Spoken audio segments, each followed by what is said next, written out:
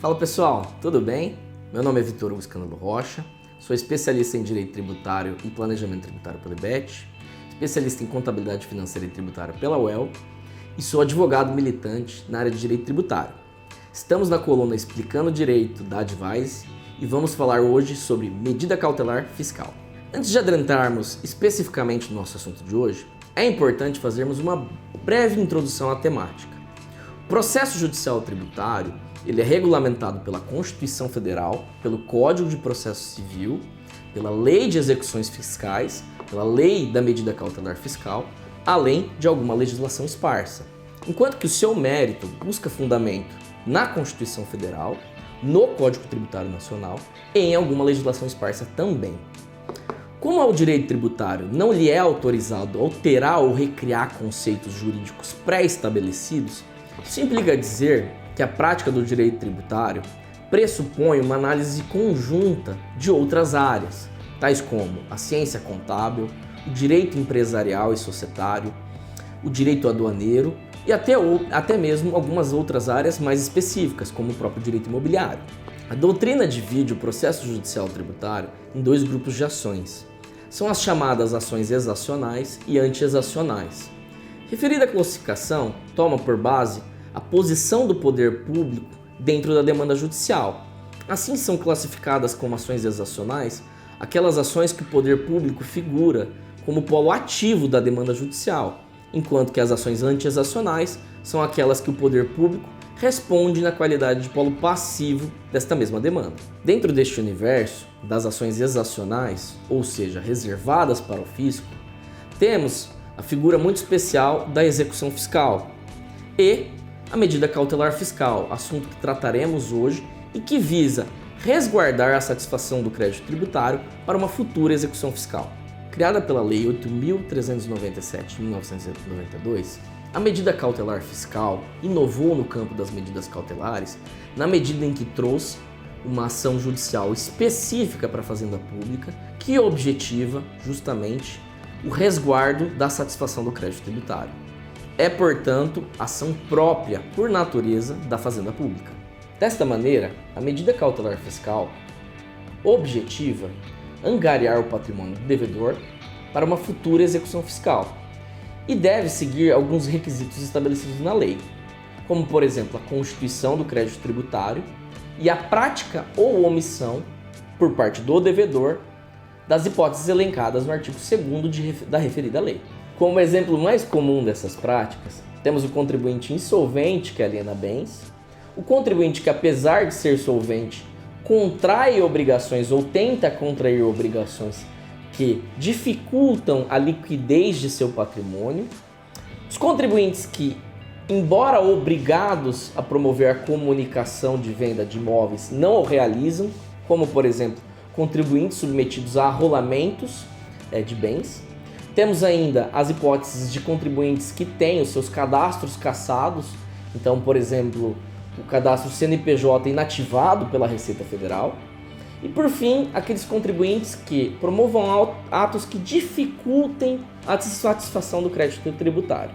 A norma jurídica determina que, para a concessão da medida cautelar fiscal, é obrigatória a prova documental de uma dessas práticas pelo contribuinte, sendo ainda exigível a prova literal da constituição do crédito tributário.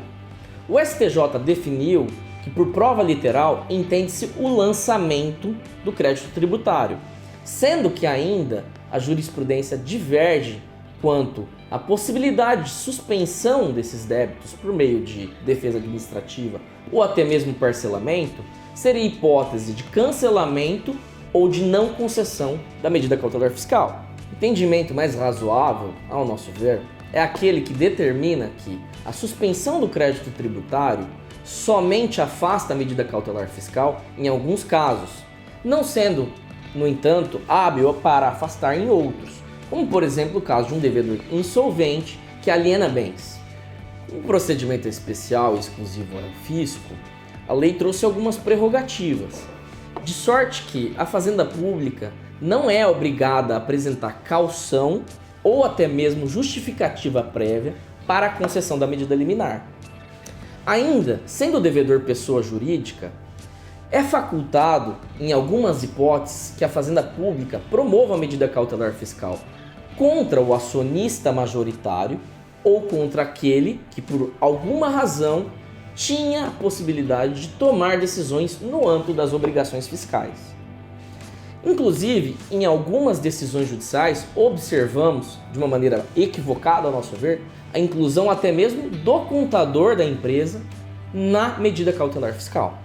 Ainda pode ocorrer que, durante a fiscalização, outras pessoas sejam caracterizadas como responsáveis pelo crédito tributário e submetidas à medida cautelar fiscal na medida em que encontrem-se evidências da práticas de ilícitos tributários. Podemos dizer assim que a característica da medida cautelar fiscal é a sua instrumentalidade, na medida em que serve para garantir uma execução fiscal futura de sua efetividade, ao mesmo passo que também promove o bloqueio dos bens do devedor. Com o advento do Código de Processo Civil de 2015, restou a dúvida, uma vez que o processo cautelar ele foi extinto como hipótese processual autônoma, se a medida cautelar fiscal continuaria em vigor. No entanto, o próprio Código trouxe a previsão de que procedimentos especiais permaneceriam intactos com a promulgação do Código de Processo Civil. Assim, sendo a medida cautelar fiscal um procedimento especial e específico para a Fazenda Pública, em que a mesma possui prerrogativas e benesses próprias, a mesma continua em pleno vigor nos dias de hoje. Na prática, a medida cautelar fiscal ocorre da seguinte maneira. Primeiramente, o contribuinte recebe em sua residência ou na sua sede fiscal um documento com uma solicitação de uma série de documentos por um ente tributante. Trata-se de uma fiscalização tributária. A partir desse momento, a fiscalização transcorre normalmente e, ao final, eventualmente, são lançados créditos tributários em desfavor desse contribuinte. Fazendo jus à sua prerrogativa e analisando a existência dos requisitos da lei, o auditor fiscal promove uma representação para fins de medida cautelar fiscal, de modo que o ente responsável pela representação judicial deste órgão, nos casos das procuradorias, promovem a partir daí o ajuizamento da medida cautelar fiscal contra este contribuinte. A medida cautelar fiscal é criticada pelos operadores de direito, tanto do fisco quanto dos contribuintes, por uma série de fatores, em especial pela ausência de uma jurisprudência consolidada, o que faz com que o seu uso traga muita insegurança jurídica. Essa ausência de jurisprudência consolidada decorre, ao nosso ver, de uma série de fatores, principalmente pela ausência de uma legislação bem redigida, a utilização de conceitos muito vagos e ainda a prática dos seus requisitos muito fundados em presunções. É muito importante que a gente não confunda a medida cautelar fiscal com o procedimento administrativo de arrolamento de bens. Quanto à medida cautelar fiscal é um efetivo procedimento judicial de bloqueio de bens, a medida de arrolamento administrativo visa exclusivamente acompanhar o patrimônio do devedor. É muito comum confundir essas duas hipóteses na medida em que o arrolamento de bens também é averbado na matrícula dos imóveis do devedor.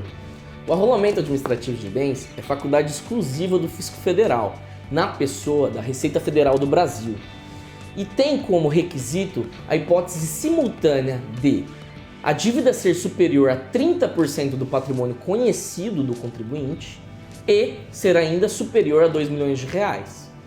Por patrimônio conhecido do contribuinte, nós entendemos como o declarado na ficha de bens da declaração do imposto de renda pela pessoa física, ou ainda a composição do ativo declarado no último balanço patrimonial pela pessoa jurídica e declarado por alguma obrigação acessória à Receita Federal do Brasil. Assim, o arrolamento vai promover simplesmente o acompanhamento, não se tratando efetivamente de uma penhora, e o contribuinte deve comunicar ao fisco sempre que desejar promover algum tipo de venda desses ativos. Ainda, o não cumprimento dessas hipóteses do arrolamento administrativo pode ensejar o ajuizamento de uma medida cautelar fiscal.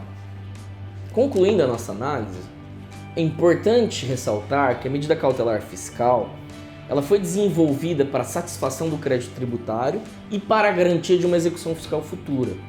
No entanto, é um instituto extremamente agressivo com o patrimônio do devedor, na medida em que promove de maneira inclusive preventiva o bloqueio de todos os seus bens e se utilizando de muitos requisitos presuntivos, de modo que a conduta do contribuinte nem sempre é aquela de fato elencada pela lei.